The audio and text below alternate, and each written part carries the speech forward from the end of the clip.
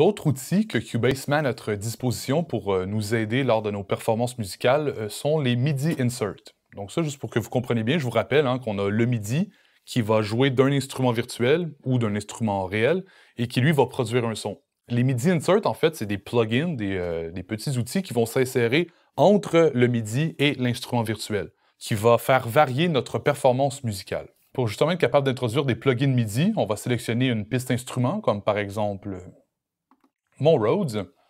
Et dans l'inspecteur, ici, on a une petite section, les MIDI Inserts. Donc, il y en a quand même beaucoup. On va voir les plus importants. Tout d'abord, Arpache 5, Arpache SX, c'est des arpégiateurs. Donc, tout d'abord, je pourrais loader l'Arpache 5. L'arpégiateur va accepter un accord qu'on entre et va lire chaque note séparément et dans un ordre différent. Donc, vous voyez ici, je peux choisir des presets déjà créés, donc par exemple celui-ci. J'appuie sur l'accord de Do mineur. Et vous voyez, les notes sont jouées séparément. Je peux essayer un autre preset, Simple Up and Down. Donc on voit que même si j'appuie sur un seul accord de 3 notes, Do mineur, les notes qui sont jouées se retrouvent également dans des octaves supérieures. Donc c'est des choses qui peuvent être très intéressantes.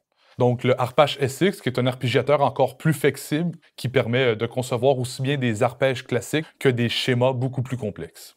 Autre plugin, le Beat Designer. Donc le Beat Designer qui est en fait un step sequencer, donc un séquenceur pas à pas, surtout utile pour les drum machines. Donc justement, j'avais un petit drum machine ici avec le Groove Agent. Si je le mets en solo, je vais tasser ma boucle ici, et je vais créer à l'intérieur de MIDI Insert le Beat Designer. On reconnaît chaque son qu'on avait à l'intérieur de notre Groove Agent SE, et on peut tout simplement, en appuyant à l'intérieur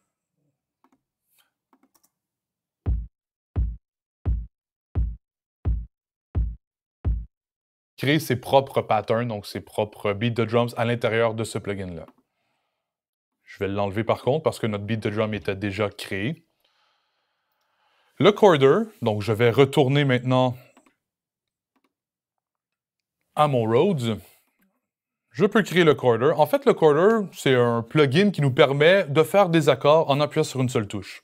Donc, le compresseur va tout simplement égaliser l'impact, donc la force d'impact à laquelle vous avez appuyé sur les touches du keyboard. Donc, parfois, si vous avez appuyé pas assez fort ou trop fort, grâce au compresseur, chaque impact va être sensiblement similaire.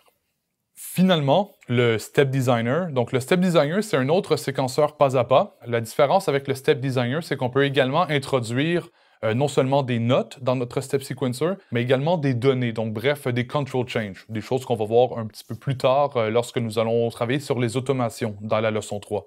Je peux vous montrer quand même à quoi il ressemble. Si par exemple je me mettais sur ma piste de basse, dans les MIDI Insert, je peux entrer le Step Designer, et là je pourrais mettre par exemple des notes ici.